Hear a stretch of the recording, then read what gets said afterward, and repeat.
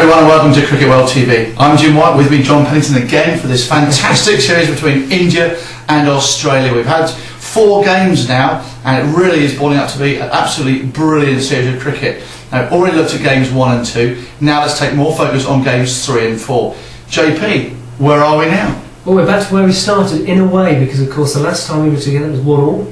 It's now 2-2, so there really is nothing to separate these two sides. They are playing some fantastic cricket. But we go on to games 5, 6 and 7. It's almost a 3-match series. Gripping stuff. We've seen some great cricket in both the games, again for different reasons, and obviously with a win for both sides we've got some interesting comparisons to make here. Do you want to talk us through games 3 and games 4? Certainly. New Delhi was the venue for the third game, the slow low pitch at Ferrell Shah Kotla.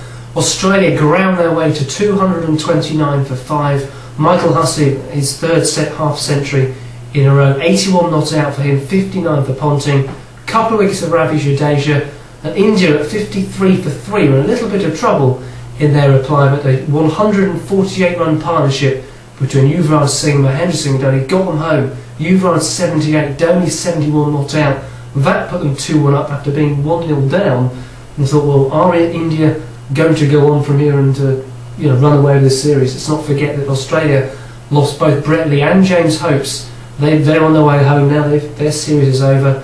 Moses Enriquez is staying with the squad. Clinton Mackay has been called up to cover for Brett Lee. On we went to Mohali, and Australia batted first. Much better pitch here, nice true bounce. 250 all out. We didn't think at the halfway point it was going to be enough.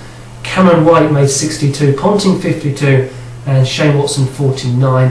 Ashish Nehru has been very impressive since coming back a little bit earlier this year. He took 3 for 37, and you didn't think it was enough, did you, Jim? Well, it didn't. The way that India managed to restrict effectively Australia, as opposed to Australia made 250, never thought it was quite going to be enough. But as it turned out, it was. It was Australia bowled very, very well indeed. 226 all out India.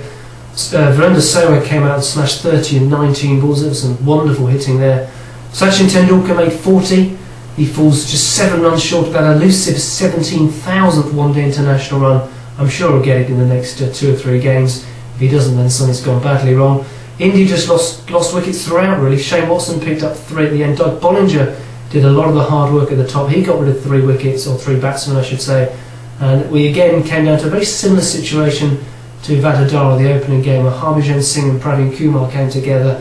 We thought, can they do it again? But no, they were left with too much to do. And no, it wasn't quite enough for them. So Australia prevailing by 24 runs. Well, it's great to see Australia now levelling up the series at 2 games all. Yes. The nice thing there, of course, is that we go down, as you say, down to a 3-match series now, and it really is all to play for. I thought the one here was a Ricky Ponting again in the runs, as you mentioned, they're 50 and in both the games, and also effectively 2 run-outs, having run out himself, which I thought was a nice little turn. Interesting how things like that turn out, isn't it? Great to also see from here the bowlers. We thought actually that, I mentioned earlier that I thought 250 wasn't enough, and in fact in both the games the bowling has been spot on. It's been in medium paces, bowling accurately, and even the spin of Nathan Horace has come through to really keep sides down to a score. Probably they both say below par in both instances. That's right, low scoring games are often the best, aren't they? Most exciting. Okay, well we look forward to the last 3 games. I'm sure Tendulkar will get his 7,000 run. I'll say the next game. I'll say for definite, but obviously don't quote me on that. And we look forward to hearing how the teams get on, and look forward to your company on Cricket World.